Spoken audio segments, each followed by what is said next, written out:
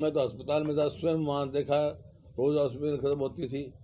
तो उसके बाद उन्होंने कहा था, जब अगले दिन मैंने कहा या तो आप वापस लो या कहो, तो उन्होंने कहा मैं हाई लेवल कमेटी बनाऊंगा, हर डिस्ट्रिक्ट में भेजूंगा रिपोर्ट दूंगा। आज तक वो हाई लेवल कमेटी नहीं बनी। आज तक ये जो पेपर लीक पे जो है सीबीआई की इंक्वायरी नहीं लगाई गई, और आज एक के बाद एक होता है। एक घोटाला जो रिक्रूटमेंट का दबाने की कोशिश करते हैं तो दूसरा निकलाता है।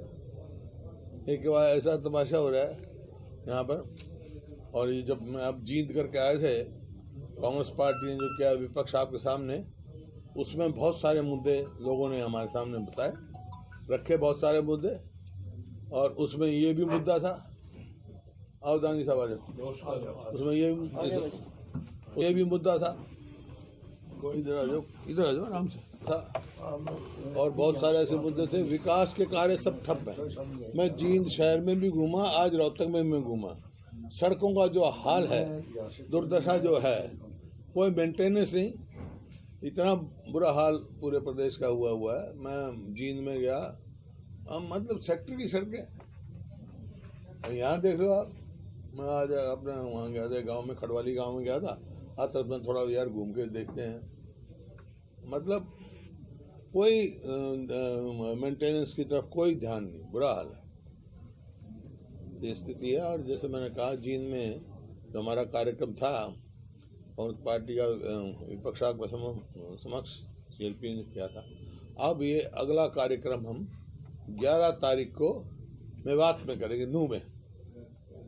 ये फैसला हुआ हमारा, नू में 11 दिसंबर को, संडे नहीं, सैटरडे संडे को उनकी थोड़ी प्रॉब्लम होती है, सैटरडे संडे को लोग इधर उधर बहुत बिजी हो, नहीं सैटरडे का फैसला तारीख को। तो कुछ लोगों की तरफ से भी, जो आपने विपक्ष आपके समक्ष कार्यक्रम शुरू किया है, तो लोगों की तरफ से भी राय ली जा रही है। क्या राय निकल कर? यही अपनी तकलीफ बताते हैं और इस सरकार से परेशान है हर वर्ग। व्यापारी भी उन्हीं बात करी, सब वहीं थे, सभी सब अलग अलग वर्गों के लोगों ने अपने अपनी बात बताई और अपनी सोच बताई। इस मौजूदा जो बीजेपी जेजेपी है, इसे सब ने कहा कि ये वायदा कुछ किया इन्होंने और किया कुछ नहीं, सब फेडअप हैं, विमुख हो चुके हैं सारे, और अपनी लोकल समस्याएं भी बताते हैं, सामने उभर के आती हैं। उसी के आधार पर मैं कह रहा हूँ, जब जींद का उन्होंने बताया तो मैं घूमने के बाद देखने गया, तो उन्होंने कहा भी सड़कें टूटी पड़ी हैं, बुरा हाल है। तो जिस तरीके से कानून वापस हुए हैं, तो क्या इफेक्ट इसका 5 राज्यों के चुनाव पे देखते हैं आप? देखिए, प्रजातंत्र में जो आप, अब मैं आपके कहने का मतलब समझ गया, आप ये कह रहे हैं कि ये चुनाव आ रहे हैं, इस वास्ते फैसला लिया है क्या वापस लेने का? देखिए, प्रजातंत्र में जो है चुनाव एक मुद्दा होता है। एक सर, पॉल्यूशन को लेकर सुप्रीम कोर्ट को स्टेप उठाने पड़ रहे हैं। हरियाणा सरकार दिल्ली के ऊपर डाल देती है, दिल्ली हरियाणा सरकार के ऊपर डाल देता है। तो क्या आपको लगता है कि स्टेट गवर्नमेंट पॉल्यूशन को लेकर कुछ काम कर रही है? देखो, ये गंभीर समस्या है, और जैसे सुप्रीम कोर्ट ने भी ये कहा कि भाई मतलब 1 साल सोते रहते हैं, पोल्यूशन है, थोड़ा हवा चलेगी, बारिश हो जाएगी, खत्म हो जाएगा, फिर सो जाएंगे, उससे काम नहीं चलेगा। हम कितने साल से कह रहे हैं भाई, जैसे दोष देने की कोशिश करते हैं किसानों पर, हालांकि वो है नहीं। जो कंट्रीब्यूशन ऑफ ये पराली की से जो वो है, वो 4 से 8% है, लेकिन वो भी एक फैक्टर है, और भी है। तो पहले तो इसका हमने कहा भी, ये जहाँ तक पराली का सवाल है, इसकी MSP फिक्स करनी चाहिए, सरकार को खरीद करनी चाहिए। किसान की मजबूरी होती है, उठाने की जगह नहीं, उसके बाद रखें। 2-2 एकड़ तो किसान है, ये नहीं जलाएगा, खेत में रहेगा तो क्या करेगा किसान? तो इसको करना चाहिए और उसका सदुपयोग करना चाहिए। पराली जो है बिजली बनाने में और बहुत सारे कार्यों में आ सकती है, उसका काम उससे काम है। पिछले दिनों एक और बात चली है कि सरकार चाह रही है, मेरा पहले बयान आ चुका है, इतना बड़ा बयान आ चुका मेरा, ऑटोनॉमी। ये तो चीफ मिनिस्टर ने आश्वासन दिया था उसमें हाउस में कि हम ऐसा कमीशन को नहीं देंगे। शायद मेरे पास हो भी, मेरे पास जो नकल के खिलाफ जो कानून ला रहे थे, उस टाइम मैंने कहा जब यूनिवर्सिटी को ले रहे थे, उसकी ऑटोनॉमी पे असर डाल रहे थे, तो तो उस टाइम मैंने कहा भाई इससे तो फिर आप सिलेक्शन में भी करेंगे, सुनवाई क्या? तो हाँ सुनवाई लो। तो इस वास्ते में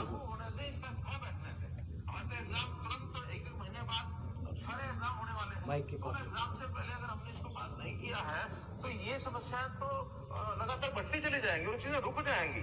अपने को लगता है कल को इससे और कोई ज्यादा इसको स्ट्रिंजेंट बनाना है तो अगले सेशन में फिर कोई अमेंडमेंट ले आएंगे। माइक के पास अडॉप्ट करेगी, ये आपका जैसी बात नहीं है। ऑटोनॉमी उनकी बस ठीक है, ऑटोनॉमी तो भाई अडॉप्ट करेंगे तो वाई वी इंटरफियर। नहीं, अगर एग्जाम में उनकी नियुक्तियों में एग्जाम में कोई नकल होती है और इस प्रकार का कोई फ्रॉड होता है उसके ऊपर लागू होगा क्यों नहीं होगा? आप ये नहीं होगा। अब सेशन आएगा जब हो जाएंगे, कल आज अखबार में कल कैबिनेट मीटिंग होगी, लेकिन जो किसानों के और मुद्दे हैं उनके ऊपर वार्तालाप करके कृषि जो व्यवसाय है वो आज लाभदायक नहीं है, वो घाटे का सौदा है। कृषि को लाभदायक बनाने के लिए कदम उठाने चाहिए।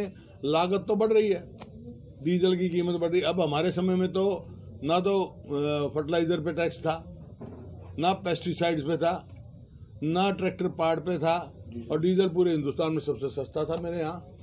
तो हम ये देखते थे भाई कॉस्ट ऑफ प्रोडक्शन किसान को कम से कम बढ़ा। एमएसपी हर साल 9%, 10%, 12% बढ़ती थी।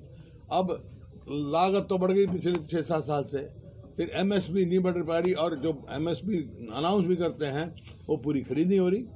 बाजरा की एमएसपी 2250 है, 800 बिका है, 800 पिटा है मंडी में किसान का। इन्हें कहा 672 देंगे, 600 कुछ आदमी को मिला 600 से 800, 614 ही से हुआ।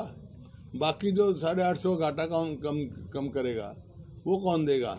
इसी प्रकार से पीआर धान मंडी में आज भी देखो डिस्ट्रेस सेल हो रही है, मंडी में ले जाता है, खरीद नहीं होती, सस्ता बेचता है।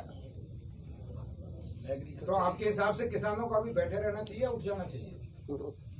तो किसान फैसला करेंगे, हमको राजनीतिक दल तो कर नहीं रहा है उनका, वो तो उनका फैसला होगा। लेकिन सरकार को चाहिए कि कृषि को लाभदायक बनाए।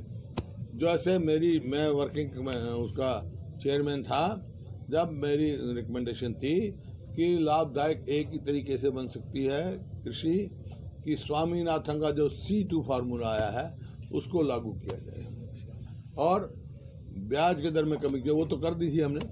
जब शॉर्ट टर्म लोन हमारे टाइम में जो 12% था वो पूरे देश में 4% लागू किया हमने, और हरियाणा में कोऑपरेटिव बैंक में 0% लागू कर गए थे। टाइम पे जो किसान वापस देगा उसके ऊपर कोई ब्याज नहीं लगेगा। पीएम साहब ने वापस आपका टाइम पे 4% कर रहे हैं कि बातचीत की जाए, और भी इश्यूज हैं। हाँ, है ना? बातचीत नहीं हो रही ना सरकार की तरफ से। पहले अब ये हो जाएगा ना, तीन कानून वापस हो जाएंगे तो बातचीत, हम तो यही आग्रह कर रहे हैं, बातचीत शुरू करनी चाहिए। भाई किसान को जब तक आप उसको कृषि को लाभदायक नहीं बनाओगे तो देश कैसे आगे विकास करेगा? ये हमारा कृषि प्रधान देश है। अगर किसानी और मजदूरी अगर नहीं उसका होगा तो आगे कैसे हमारा देश मजबूत हो सकता है? सर, विपक्ष के पास एक बहुत बड़ा मुद्दा था, 5 राज्यों के चुनाव हैं, ये किसान आंदोलन भी एक उसमें मुद्दा था, लेकिन अब सारे एग्जाम होने वाले हैं। माइक के पास एग्जाम से पहले अगर हमने इसको पास नहीं किया है तो ये समस्याएं तो लगातार बढ़ती चली जाएंगी और चीजें रुक जाएंगी। अपने को लगता है कल को इससे और कोई ज्यादा इसको स्ट्रिंजेंट बनाना है तो अगले सेशन में फिर कोई अमेंडमेंट ले आएंगे। माइक के पास अडॉप्ट करेगी, ये आपका जैसी बात नहीं है। ऑटोनॉमी उनकी बस ठीक है, ऑटोनॉमी तो भाई अडॉप्ट करेंगे तो वाई वी इंटरफियर। नहीं, अगर एग्जाम में उनकी नियुक्तियों में एग्जाम में कोई नकल होती है और इस प्रकार का कोई फ्रॉड होता है उसके ऊपर लागू होगा क्यों नहीं होगा? आप ये नहीं होगा यूनिवर्सिटी का एग्जामिनेशन सिलेक्शन HSSB नहीं करेगा, नहीं करेगा, वो तो उनके अपने एग्जाम जो होते हैं उसके ऊपर वही तो सही तेरी जब कहा ना कि सिलेक्शन वाला सिलेक्शन नहीं करेंगे। संगठन की अगर बात करें तो हरियाणा में जिस तरीके से संगठन की मजबूती के लिए क्या कांग्रेस